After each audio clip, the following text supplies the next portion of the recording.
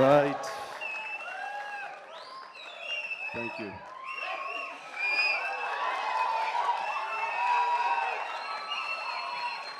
ఒక్క నిమిషం ఉత్త గ్యాసే సౌండ్ వచ్చిందా డీజిల్ రావట్లేదు.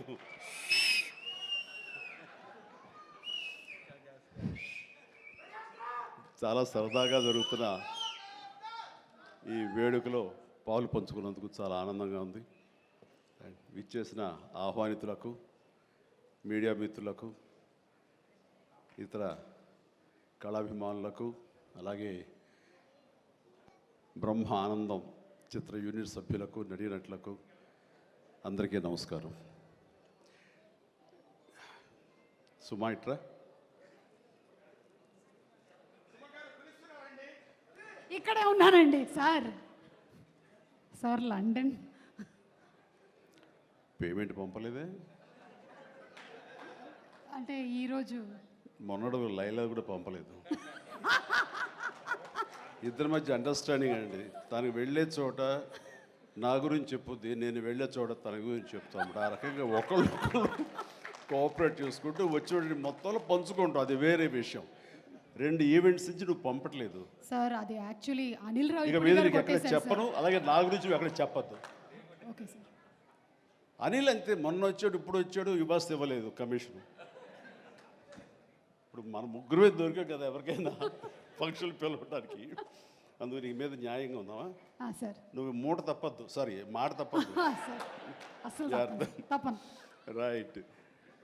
అంటే మొన్న ఆ ఫంక్షన్కి వెళ్ళాము, మళ్ళీ ఈ ఫంక్షన్కి నేను తప్ప ఎవరు లేరా అని మీకు అనిపించవచ్చు.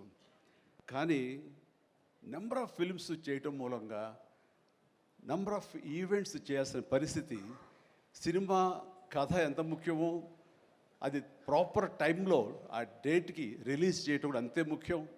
మంచి థియేటర్లో రిలీజ్ చేయటం అంతకంటే ముఖ్యం. అన్నిటికీ మించి సినిమాని ప్రమోట్ చేయటం, ప్రేక్షకుల గుండెల్లోకి తీసుకువెళ్ళటం, వాళ్ళ మైండ్లో ఈ సినిమా గురించి చెప్పడం అది చాలా చాలా ప్రధానమైపోయింది. ఈ మధ్యకాలంలో అత్యంత అద్భుతంగా ప్రమోషన్ చేసింది అనిల్ రావిపూడి. సంక్రాంతికి వస్తున్నాం. ఎంత బాగా చేశారంటే ఎక్కడ చూస్తే సరే వాళ్ళే కనపడతారు. ఎక్కడ చూస్తే ఇంత బాగా చేస్తున్నారు, ఇంత సరదాగా చేస్తారు. వెంకటేష్ కూడా చాలా బాగా రియాక్ట్ అవుతారు స్టేజ్ మీద. ఈ సినిమాకి వెళ్ళాలనే ఫీలింగ్ కలిగింది. అది ఎంతో హెల్ప్ అయ్యింది. సో ప్రమోషన్స్ అనేది అంత ఇంపార్టెంట్. ఈ సినిమాకి వచ్చేసరికి రాజా రవీంద్ర నాకు చెప్పేది ఏంటంటే, అనే మన బ్రహ్మానందం గారి అబ్బాయి సినిమా ఉంది. విన్నాను, ఏదో బ్రహ్మ ఆనందం అని. అది ఎప్పుడు రిలీజు ఇదే. కానీ తను 2-3 హీరోల కోసం ట్రై చేశారు. వాళ్ళిద్దరూ రాలేని పరిస్థితిలో ఉన్నారు. నేనే కొంచెం కోఆర్డినేట్ చేస్తాను. ఇప్పుడు ఎవరు హీరో వచ్చే పరిస్థితి లేరు. ఎవరో ఒకళ్ళు మెయిన్ హీరో వస్తారు కానీ సినిమా లేదు. మొత్తం డల్ అయి ఉన్నారు. ఎలాగంటే ఎందుకు బ్రహ్మానందం అబ్బాయి అండి, మన ఫ్యామిలీ అయ్యా, చెప్పు నేను వస్తాను. ఇది నేను సంపాదించుకున్నటువంటి ఈ ఇమేజ్ని ఎంతో కొంత ఒక సినిమా ప్రమోషన్ కోసం, ఒక బిడ్డకి ఒక గుర్తింపు తీసుకురావడం కోసం, ఒక బిడ్డకి భుజం కాయడం కోసంగా నేను వస్తాను. బ్రహ్మానందం ఎందుకంత మొహన పడతాడు, ఫోన్ తీ అని ఇందాక ఆయన చెప్పినట్లుగానే ఫోన్ తీసి బ్రహ్మానందం నేను వస్తున్నాను అని ఏదో మాట్లాడబడి నేను వస్తున్నాను, దట్స్ ఇట్. ఇంకా నాకు టైం లేదు, ఏదో మనుషులు ఎదురుగా ఉన్నారు, తర్వాత మాట్లాడి ఫోన్ పెట్టి మళ్ళీ ఇప్పుడు స్టేజ్ మీద ఇప్పుడు మాట్లాడటం అంటే ఇదేదో గొప్పగానో లేకపోతే ఇంకోటో కాదు. మరి ఎక్కడ చూస్తే చిరంజీవి వస్తున్నాడు, టూ మచ్ ఆఫ్ ఎక్స్పోజర్ అంటే అనుకోని నాకేం పర్వాలేదు.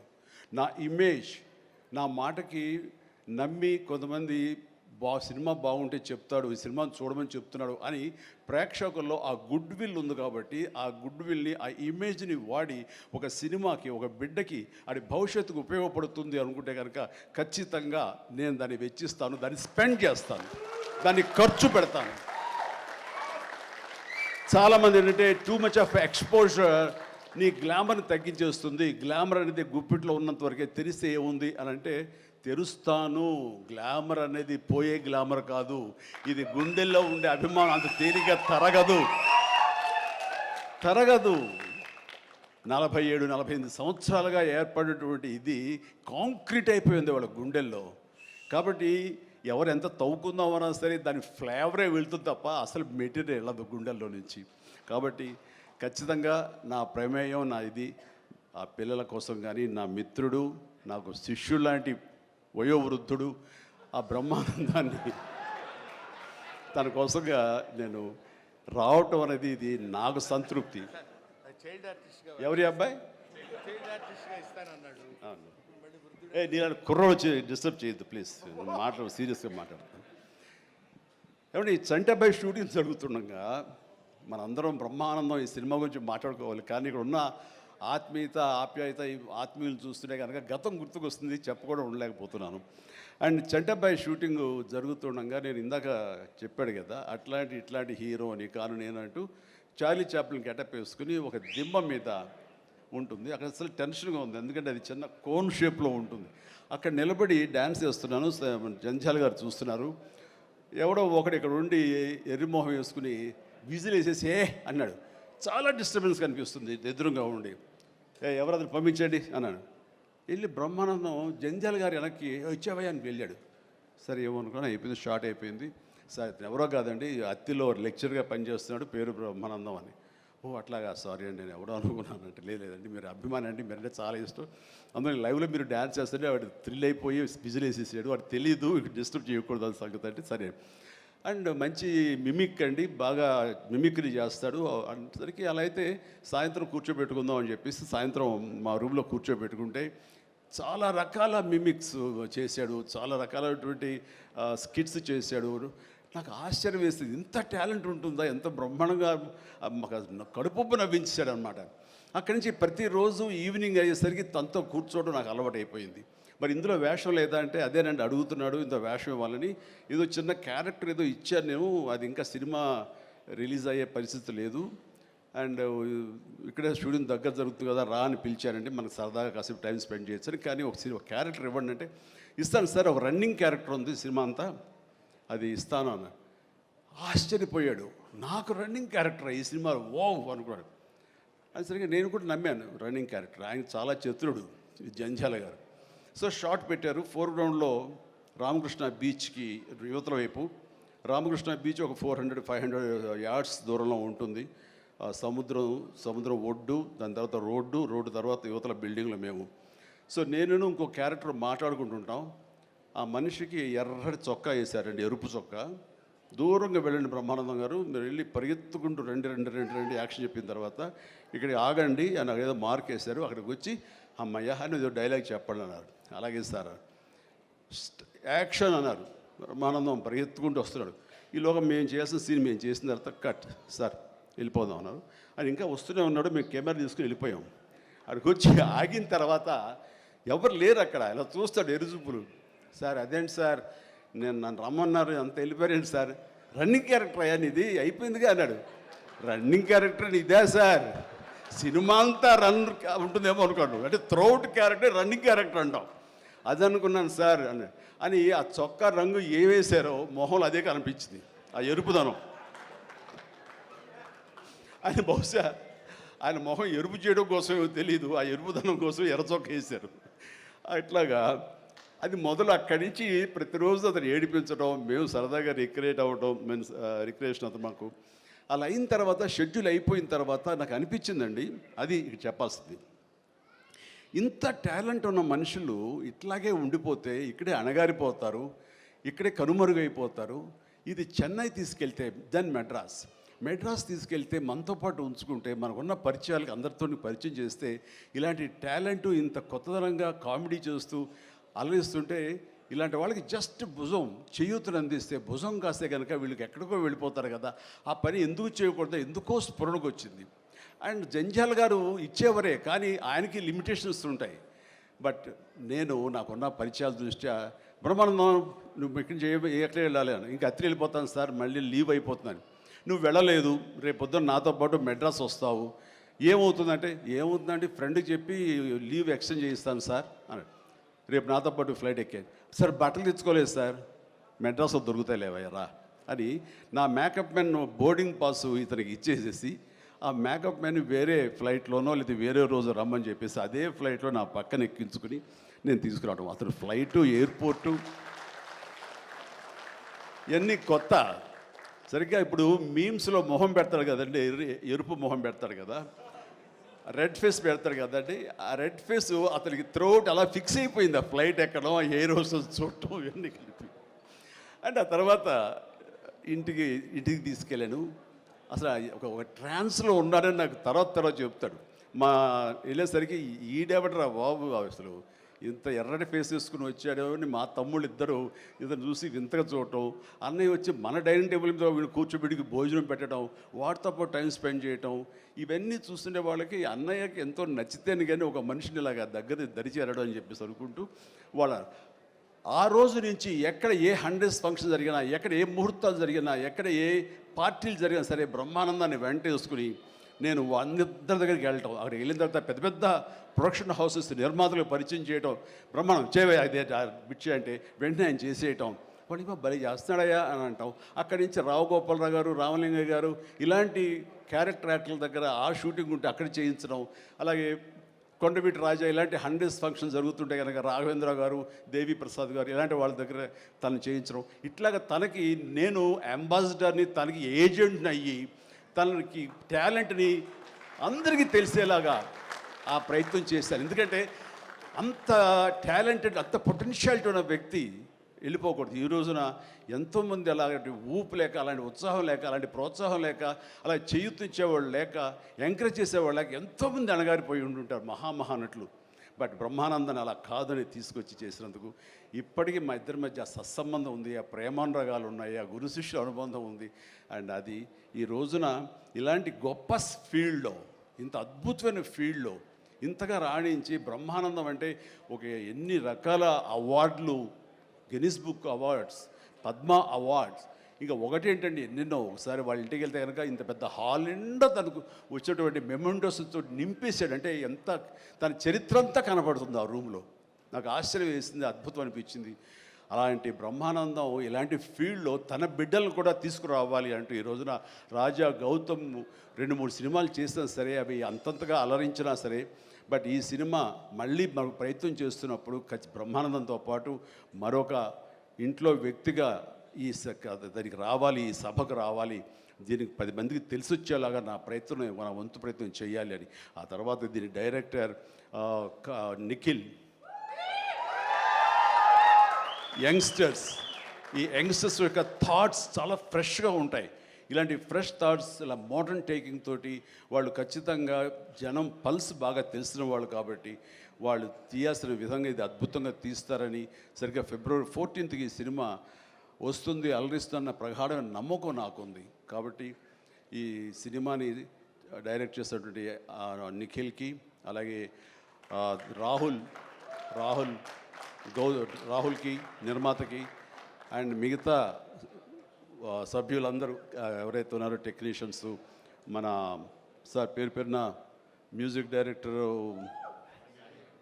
శాండిలియా గారికి, అండ్ వీళ్ళందరికీ నేను మనస్ఫూర్తిగా అభినందన తెలియజేస్తాను. ఇక నాకు ఇష్టమైన నటుల్లో మళ్ళీ మన రఘుబాబు, తర్వాత వెన్నెల కిషోర్ గారు, మన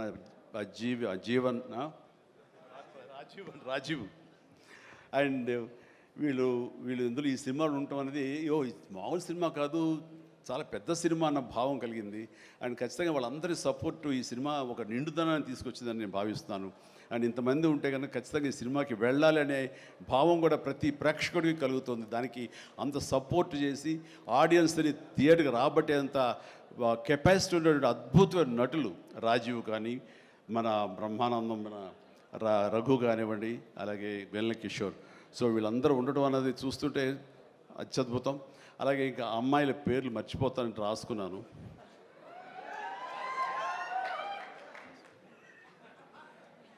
ప్రియ,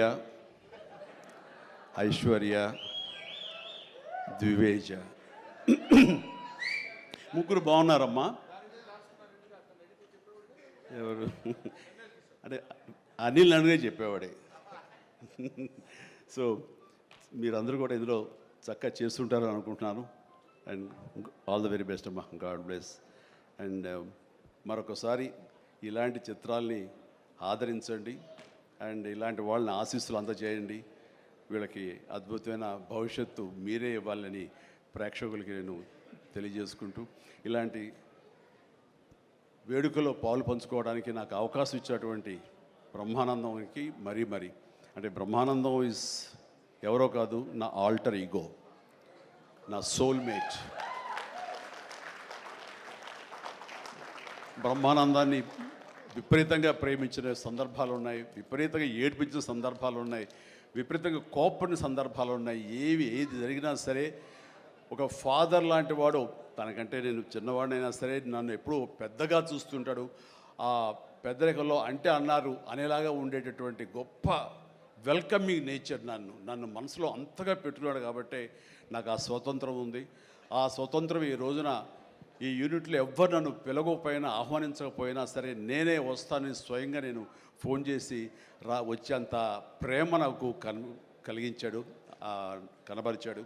అలాంటి బ్రహ్మానందం మన ఈ ప్రేమ కలకాలం ఇలాగే కొనసాగాలి. అండ్ ఈ సినిమా February 4th ప్లీజ్ దయచేసి 14th అత్యద్భుతంగా ఆడుతుంది. నీకు పుత్రోత్సాహం కలుగుతుంది, నువ్వు చక్కగా గర్విస్తావు. నేను ఏ రకంగా అయితే పుత్రోత్సాహాన్ని అనుభవిస్తున్నానో అంతకంతగా నువ్వు అనుభవిస్తావు కోరుకుంటున్నాను ప్లీజ్. ఎందుకంటే మనం ఎంత సంపాదించాం, బ్యాంక్స్లో ఎన్ని కోట్లు డిపాజిట్ చేసుకున్నాము, ఇక్కడ ల్యాండ్ బ్యాంక్ ఎంత మనం చేసుకున్నాము, అది కాదు మనకు సంతోషాన్ని ఇచ్చేది. మన బిడ్డలు అభివృద్ధిలోకి వచ్చి వాళ్ళు చక్కగా ఫ్లరిష్ అయితే అది ఇచ్చేటటువంటి గొప్ప సంపద, ఆనందం, సంతృప్తి అది అంతా ఇంత కాదు. మనం ఎన్ని సంపాదించి బిడ్డలు సరైన మార్గంలో లేకపోతే ఎంతగా కృంగిపోతాం కూడా మనం ఊహించుకోవచ్చు. ఇప్పుడు అలాంటి పరిస్థితి రాకుండా బిడ్డలు ముందు అసలు బుద్ధులు బంగారం నీ బిడ్డలు ఇద్దరి, అది నాకు తెలుసు. బట్ వాళ్ళ భవిష్యత్తు కూడా బంగారంగా ఉంటుందని మనస్ఫూర్తిగా నేను ఆశిస్తాను. భగవంతుని ఆంజనేయ స్వామి నేను కోరుతున్నాను. ఇక కొసమెరుపు ఇక్కడ అనిల్ బాబు నాన్న గాడ్ బ్లెస్ యువరా. అండ్ అనిల్ రావుపూడి సినిమా అన్న దగ్గర నుంచి అతను చెప్పిన లైన్ దగ్గర నుంచి నాకు కొత్త ఉత్సాహం వచ్చేస్తుంది. ఎప్పుడప్పుడు సెటిల్కి వెళ్తాం, ఎప్పుడు కామెడీ చేద్దామని. అంటే ఈ మధ్య పొలిటికల్గా వెళ్ళినప్పుడండి, పాలిటిక్స్లో ఉన్నప్పుడు ప్రతిరోజు స్ట్రెస్ఫుల్ అండ్ ఎంతో సరదాగా ఉత్సాహంగా ఉండేవాడు నేను సినిమాల్లో ఉండగా. అక్కడికి వెళ్ళిన తర్వాత ప్రతిదీ స్ట్రెస్సే. అన్నవాడిని అననేవాడిని కూడా తిట్టాలి, ఏం తిట్టాలి తిట్లు రాసుకుంటూ మొత్తం స్ట్రెస్ఫుల్గా ఉండేది. కొన్నాళ్ళు పోయిన తర్వాత మా ఆవిడ అడిగింది, ఏంటండి మీరు దేనికి స్పందించట్లేదు, దేనికి పెద్ద నవ్వటం లేదు, ఏమైంది? ఏమో నాలో హాస్య గ్రంథులు దొబ్బేసాయేమో అన్న ఫీలింగ్ నాకు వచ్చింది ఈ పొలిటికల్గా. అందుకని మళ్ళీ 150 సినిమా తర్వాత ఎక్కడో కొంచెం నిద్ర లేచి నవ్వడం మొదలుపెట్టి ఈ సినిమాతోటి నాలో ఉన్న హాస్య గ్రంథులు మళ్ళీ తిరిగి హాస్యం తారాస్థాయికి వెళ్తుందని ఆశిస్తున్నాను. అండ్ కూర్చున్నప్పుడల్లా అతని ఎనర్జీ అంత ఇంత కాదు. ఆ చెప్తుంటే నాకు వచ్చేస్తుంది అనమాట. అతను ఏదో చెప్తుంటే నేను ఇంకోటిదే చెప్పేస్తాను. అట్లా ఇద్దరం ఒకళ్ళు కంట్రిబ్యూట్ చేసుకుంటూ ఇలాంటి యంగ్ డైరెక్టర్ దగ్గర చేయటం మూలంగా నేను మళ్ళీ కొత్తగా ఆవిష్కరించుకున్నట్లు ఉంటుంది. అండ్ అన్నాను, మన వైన్ ఓల్డ్ వైనే బట్ న్యూ బాటిల్, అది నువ్వు. కాబట్టి మన కాంబినేషన్ డెఫినెట్గా మళ్ళీ కొడతామంటే సందేహం లేదు, నాకు ఏ డౌట్ లేదు. ఖచ్చితంగా కొడతాం అండ్ ఖచ్చితంగా ఉంటాడు. అండ్ చాలా సంతోషం. ఎవరో చెప్తున్నారు ఉంటారు సార్, ఖచ్చితంగా చైల్డ్ క్యారెక్టర్ ఏంటి? చాలా సంతోషం అండి, చాలా కాలాతీతం అయింది అండ్ చాలా సంతోషంగా ఉంది. అండ్ మరొకసారి యూనిట్ సభ్యులు ప్రతి ఒక్కరికి నాగశ్విన్ ఇప్పుడే అంటున్నాం. నాగశ్విన్ అన్నాడు, సార్ సినిమా ఎప్పుడు ఫినిష్ చేస్తావయ్యా అని. సార్ త్వరగా చేసేసేయాలనిపిస్తుంది సార్, టైం వేస్ట్ చేయకండి సార్, వాల్యుబుల్ టైం ఇది, మీరు మంచి ప్రైమ్ యూత్లో ఉన్నారు అండ్ త్వరగా చేసేసేయండి అంటే. అదే సార్ థ్యాంక్ యూ సార్, మీరు అంత ఇదిగా అంటారంటే నేను ఊరికనే అంటలేదు, త్వరగా ఫినిష్ చేసి నాకేదైనా ఉపయోగపడి నా గురించి ఆలోచిస్తాను అని. అంటే ఇలాంటి యంగ్స్టర్స్ చేస్తే కనుక మనం కొత్త ఉత్సాహంగా ఉంటుంది, కొత్తగా మా ఎనర్జీ ఉంటుంది. ఆ ఎనర్జీతోటి మళ్ళీ ప్రేక్షకుల్ని అలరించే సినిమాలు రాగలిగితే కనుక వావ్, అంతకని ఏం కావాల్సినే ఉంది. అంటే ఈ జన్మంతా ఇంకా రాజకీయాలకి దూరంగా ఉంటూ సినిమాలకి అతి దగ్గరగా ఉంటూ హక్కును చేర్చుకుంటూ ఆ కళాన్ని తలుతూ ఉంటారు. అది అంటే చాలామందికి డౌట్లు వస్తున్నాయి, ఏంటి కొంచెం అటు వెళ్తాడా ఏంటి, వాళ్ళకి పెద్ద పెద్ద వాళ్ళందరికీ దగ్గర అవుతున్నాడు, వాళ్ళందరూ దగ్గర చేసుకొని ప్రయత్నం చేస్తున్నారంటే కాదు, మరో రకంగా సేవలు అందివ్వడం కోసంగా చేయడమే తప్ప అంతకు మించి పొలిటికల్గా వెళ్ళటం అనేది లేదు. ఆ డౌట్ పెట్టుకోవద్దు my dear friends, media friends. లేదు, పొలిటికల్గా వద్దు.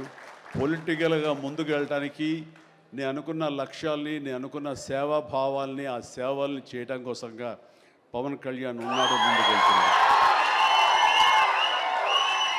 Yes, thank you so much, love you all. Brahmanandam మరొకసారి పెద్ద హిట్ అవుతుంది, అవ్వాలి. దాన్ని మీరందరూ హక్కును చేర్చుకోండి, మీ ఆశీస్సులు ఇవ్వండి. బిడ్డ గౌతమ్కి మంచి భవిష్యత్తు అందివ్వండి. ఆ తండ్రికి పుత్రోత్సాహం నిండుగా మెండుగా పొందే అవకాశాన్ని మీ చేతుల్లో ఉంది. మీ ఆశీస్సుల వలన వస్తుందని ప్రగాఢంగా నమ్ముతూ ముగిస్తున్నాను. Thank you so much.